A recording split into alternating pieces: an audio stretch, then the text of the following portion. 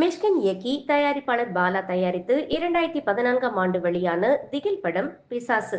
நாகா ராஜ்குமார், பிச்சுமணி மற்றும் அஸ்வத், ராதாரவி, கல்யாணி நடராஜன், பிராக்யா மார்டின் மற்றும் ஹரிஷ் உத்தமன் ஆகியோர் நடித்தனர்.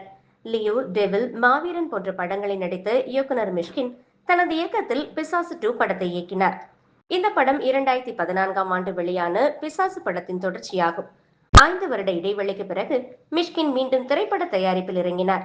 ஆண்ட்ரியா ஜெரோமியா நடித்த பிசாசு 2 ஆண்ட்ரியாவின் பிறந்தநாளை முன்னிட்டு மார்ச் 2025இல் திரையரங்குகளில் வெளியாகும் என்று தயாரிப்பாளர்கள் அறிவித்துள்ளனர்.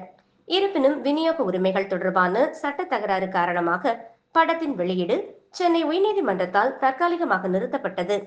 தயாரிப்பு நிறுவனமான ராக்ஃபோர்ட் என்டர்டெயின்மெண்ட் படத்தின் விநியோகத்துக்கான மீதமுள்ள தொகையை ஃபிளையிங் ஹார்ஸ் பிக்சர்ஸுக்கு செலுத்த தவறியதால் நீதிமன்றம் வெளியீட்டிற்கு இடைக்கால தடை விதித்தது. 2ஆம் குத்து படத்தை விநியோகிப்பதற்காக முழு தொகையையும் ராக்ஃபோர்ட் என்டர்டெயின்மெண்ட் செலுத்த தவறிய ஒப்பந்தத்திலிருந்து இந்த பிரச்சனை உருவானது. பிசாசு 2 திரைப்படத்தில் ஆண்ட்ரியா மிக சிறப்பாக நடித்துள்ளார். அவரின் உழைப்புக்காக இப்படம் திரைக்கு வர வேண்டும். மிஷ்கின் இயக்கத்தில் உருவான ட்ரெயின் திரைக்கு வந்த பிறகு பிசாசு 2 வெளியாகும் என தெரிவித்துள்ளார்.